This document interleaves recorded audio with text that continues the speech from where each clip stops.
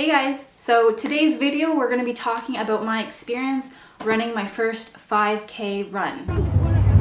Nicole St. Pierre from Southwoods Lee, apparently the good end of town. I'm not a runner. I've never been a runner. I still hate running, but I've been into fitness and health a lot, obviously, and so I just wanted to do something different and challenge myself. And I've always wanted to run marathons and be in events like this, and so I thought I might as well just sign myself up and just bite the bullet and kind of just do it.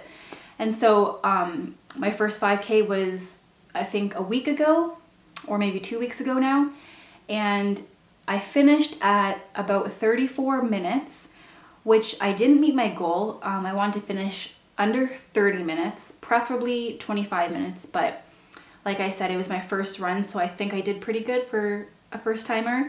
To prepare, all I did was, as some of you know or may not know, I used the Freelectics app for my workouts, and all I did was just change the focus of my workouts to cardio and endurance instead of cardio and strength.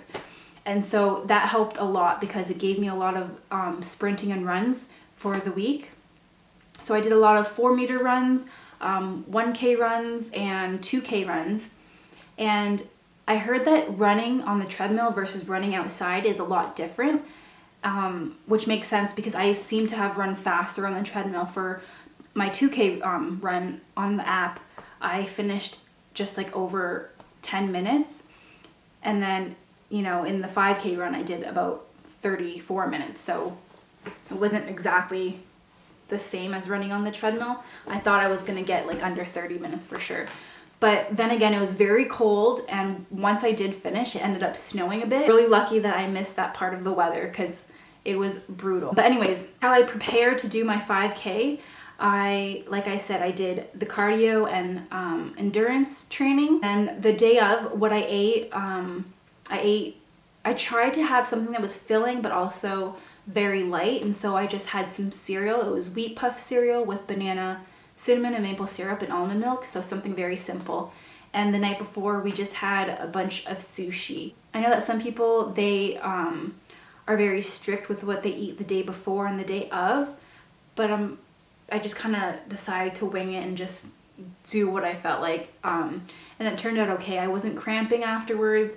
I didn't cramp during. I recovered pretty fast. I went to work the next day and felt completely fine. Yeah, the recovery time was pretty easy. I didn't have much soreness. And I think, honestly, it had to do a lot with how I was already active before and the warm-ups and the stretching and stuff that my Freeletics app makes me do like before each workout. And I honestly think that helps a lot. During the run, I kept a steady pace. Now that I think back to it though, I probably should have picked up the pace a little bit more and ran a little bit faster. And I didn't take any breaks or anything like that. I didn't drink any water during my run for reasons I'll tell you in a second. Jordan was also running with me, and I didn't want to hold him back, so I told him to just go ahead and just do what you gotta do. And he finished at about 24 minutes. So about 10 minutes faster than I did. And that's the time that I'm hoping that, because I have another one next week for Mother's Day, so I'm hoping that that is the time that I can finish around. So I heard that when you're running any sort of marathon or like a 5K run, that you want to keep a steady pace in the beginning, and then at the end you want to pick it up. But I think for the next one, I'm going to try to change it up and just do faster sprints and shorter breaks, because I just felt like I was kind of doing like a light jog, and I don't think that it was like good enough. I think I could have definitely pushed myself faster, especially because it was cold. You'd think that I'd want to just like hurry up and get it over with. But I think the one for next week, I'm going to do faster sprints. So maybe just do like a faster run and then break for like 10-15 seconds and then do another run, and just keep doing that until I finish. And we'll see if that does anything, because I have, after next week's 5K, I have another one the next weekend after that, I believe, and a bunch more for the end of May. So my month is pretty booked with like a lot of like fitness events and stuff, which is crazy because before I became vegan, I would never think that this would be possible, that I would even consider doing any of this, but now I'm like on all of it. Like I want to do all of it and I think it's fun. So I would never think that I would ever have come to the day where I would want to do any of this stuff. Like even by myself, like I would never think, I'd be too shy to like do this stuff by myself. But now I'm just so focused on the end goal of being like having a healthy and fit lifestyle that I don't care if I do these runs by myself or if I do them with people. It just, there's a bigger picture to why I'm doing it. And so I'm more motivated and just signing myself up for runs and events and things like that, which is pretty exciting for me. So something that I wanted to talk about that's a little bit personal and kind of embarrassing, but I thought I would just mention it just because maybe some of you guys are runners and experience it and are going through it or something. So if you think it's too personal, feel free to click out of the video, but I'm just going to talk about it because this is what I'm going through and this is real. And so after having kids, your pelvic floor muscles, they tend to be a lot weaker. So you kind of end up, you can't really control when you pee. Like you're not like peeing your pants all the time, but like sometimes if you cough or sneeze or laugh, you might pee a little bit. And that's just because after childbirth, obviously everything is more opened and loose. Running, I have problems with like leaking pee when I do runs. And so I was really nervous about how I would handle that during my 5K run, because I didn't want to stop and, you know, waste time going to like the porta potties, which by the way, they didn't even have anyway, so it didn't matter. But so I was just kind of nervous about how I was going to handle that. And what I did the day of is I bought like, you know, those poise pads that like older people wear because they like leak and stuff.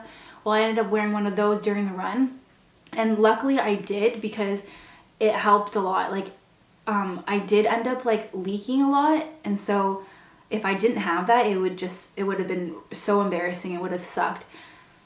But that's reality. I mean, that's what happens after you give birth, and sometimes even as you get older. And even for those who haven't had, you know, children and they are runners, I guess it's common to sometimes leak when you run.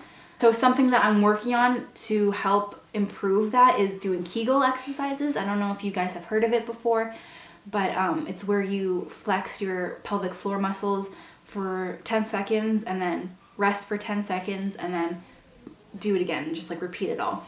And what you want to do when you do the Kegel exercises, you don't want to use your stomach muscles. You're trying to clench the muscles, like, so if you were to pee and then stop yourself from peeing, those are the muscles that you are trying to tighten and exercise.